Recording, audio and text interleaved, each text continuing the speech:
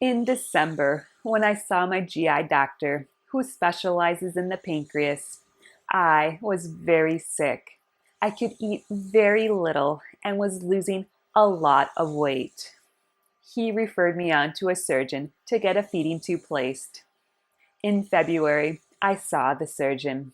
He discussed the procedure and scheduled me for surgery in March. I had the surgery in March and ended up getting pneumonia when the anesthesiologist took out my tracheostomy tube and put in a different tracheostomy tube during the surgery. I do not know what happened, but when I woke up from the anesthesia, my tracheostomy site was a bloody mess. Very quickly, the tracheostomy site started showing signs of infection. The infection spread to my lungs, and I developed pneumonia. During this time, my feeding tube was trialed. It was a complete failure. I could not tolerate running the feeding tube formula at more than a rate of 10 milliliters per hour.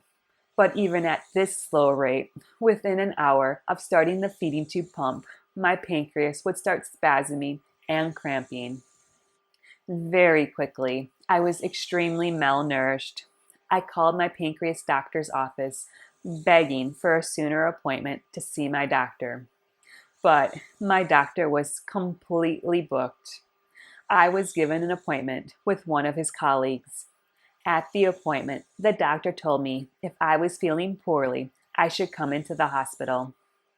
I resisted, but when I started collapsing and struggling to breathe due to severe malnutrition, I gave in and went to the hospital. At the hospital, I was started on IV nutrition called TPN. I was discharged home and told to follow up with my pancreas doctor. When I looked at my online patient account, I saw my appointment with my pancreas doctor was canceled. Apparently, when I was scheduled to see my doctor's colleague, my appointment with my doctor was canceled. I had to call and make another appointment. As I waited for my appointment, the name on my TPN orders were changed from the doctor I had in the hospital to my pancreas doctor. I know my pancreas doctor is not in favor of TPN. I nervously waited each week for the orders to be signed. Every week, it was a praise to God when the TPN was delivered to my home.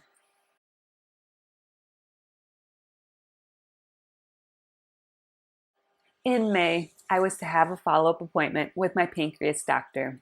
A few days before the appointment, I became sick with an infection in my PICC line. I tried and tried to fight through the illness, but 2 days before my appointment, I had to go to the emergency department. I was extremely sick with sepsis. Since my appointment was a telemedicine appointment, I did not cancel my appointment with my pancreas doctor. I logged in to my online patient account and talked to the medical assistant before my appointment began. She informed me I could not have the appointment since I was in the hospital. My appointment was canceled. I then had to reschedule my appointment when I was discharged home from the hospital. More weeks and more months passed. Each week, my TPN orders were renewed. I pondered the thought, perhaps my pancreas doctor was okay with me being on TPN. My worries began abating.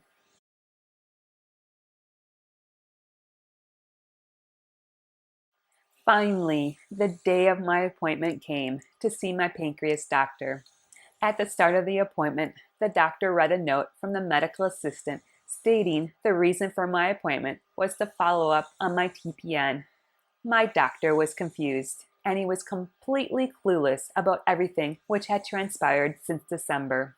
He did not know I was on TPN. The doctor called his medical assistant and asked about my TPN orders. The medical assistant says she signs the orders every week and sends them back to the pharmacy. I nearly laughed. The doctor had absolutely no knowledge about the TPN. For all these months, I had been worried for nothing.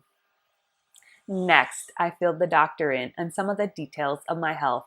But I left out some of my story. I did not tell him about my PICC line becoming infected and causing sepsis. I did not tell him my liver enzymes have been high and the nurse from the pharmacy has been working on various solutions to reduce the strain of the TPN on my liver. I did not tell him I am having blood sugar issues. On a positive note, the doctor was very happy to hear I have gained 22 pounds since starting TPN.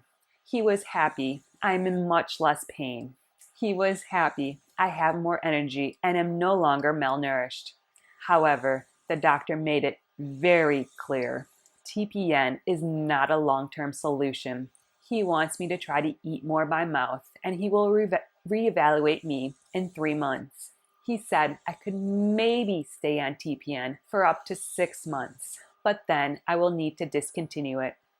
He said TPN is very hard on the liver and can cause vein infections. At this moment, I kept my mouth shut and did not chime in that I currently have elevated liver enzymes and my PICC line has already gotten infected. No, I did not want to give my doctor motivation to end the TPN. For all these months, I was worried my TPN orders were not going to be renewed every week. And now I find out the doctor had no knowledge of me being on TPN. I have been trying for so many months to see my doctor. And now that I've seen my doctor, I am concerned he will discontinue the TPN in 3 months. TPN has been such a blessing. It greatly lessens my pancreas pain and makes it possible to get nutrition. Now, I wait and will see if my follow-up appointment gets scheduled. Usually, I have to call to schedule my appointment, but this time, the doctor said the medical assistant will make the appointment since his schedule fills up very quickly. I am apprehensive about following up with my doctor, but I need to remind myself to trust God. God allows and causes all things to happen. Perhaps in 3 months, my pancreas will recover and I will be able to eat once again by mouth. And maybe the medical assistant will forget to schedule my follow-up appointment and I will have to wait another 210 days for an appointment. Thank you so much for joining me. Please remember to like and subscribe down below. I hope you have a great day and a wonderful week. Bye-bye.